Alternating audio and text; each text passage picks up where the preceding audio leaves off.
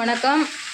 இன்றைய சத்துணவு ஸ்பெஷல் மாங்காய் காய்கறி போட்டு சுவையான சாம்பார் சாதம், தக்காளி மசாலா முட்டை ரெடி பண்ணிட்டு இருக்காங்க. மதியம் பார்க்கலாமா? ஓகே. எண்ணெய் ஊற்றி கடுகு போடுறாங்க. சாம்பார் சாதத்துக்கு கலவை சாம்பார் ரெடி ஆகிட்டே இருக்குது. சின்ன ஜீரகம், பெருஞ்சீரகம் கடுகு போட்டதுக்கப்புறம் கொஞ்சம் கருவேப்பிலை,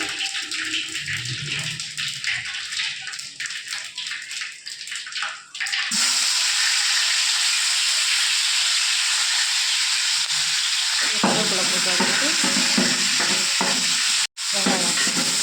வெங்காயம், பச்சை மிளகாய் சேர்த்து போடுறோம். தக்காளி போட்டு கொஞ்சம் உப்பு போடுங்க.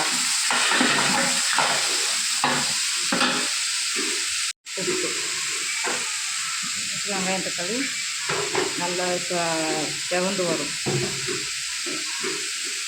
கொஞ்சம் நல்லா ஒரு கிண்டி நல்லா அதை கிளறணும். வேக வச்சோம்னா இப்போ சீக்கிரம் வெந்துடும். தக்காளி கொஞ்சம் மதஞ்சிடும். சாம்பார் கலவை சாதம் நல்லா கலந்துக்கு பாருங்கள். மாங்காவை தவிர இது எல்லா காயும் போட போகிறோம். முள்ளங்கி, சௌச்சௌ, கேரட், பீன்ஸு, கொத்தரங்காய் எல்லாம் சேர்த்துருக்கோம். சேர்த்து ஒரு கிண்டுறோம். நல்லா எப்படி சூப்பராக இருக்கா?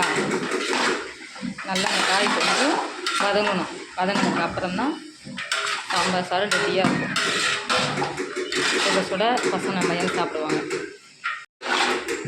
நல்லா காய்கறி மூடி விட்டு வேகணும். மூடி திறந்து நல்லா கிண்டணும்.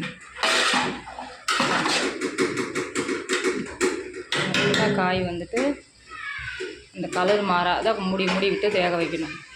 குழம்பு மிளகாத்தூள் போடுறோம். குழம்பு பொடி கொஞ்சம் தனி மிளகாத்தூள் பொடி போடுறோம். ஓகே, ஒரு கிண்டி இது கொதிக்கணும். நல்லா கொதிச்சதுக்கப்புறம் தான் அரிசி போடணும். சாம்பார் சாதம் அருமையாக ரெடி ஆகிட்டு இருக்கு.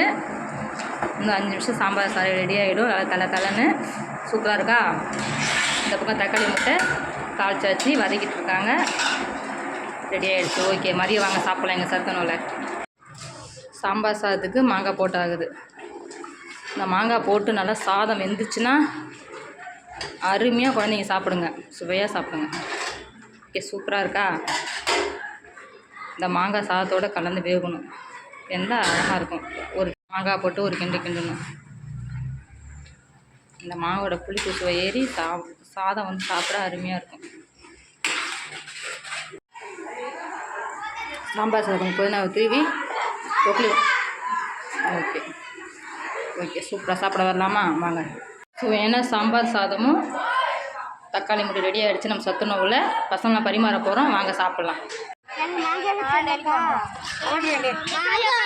ஓகே, மாங்காய் வாங்கி மாங்காய் இருக்குது. மாங்காய் இருக்குது.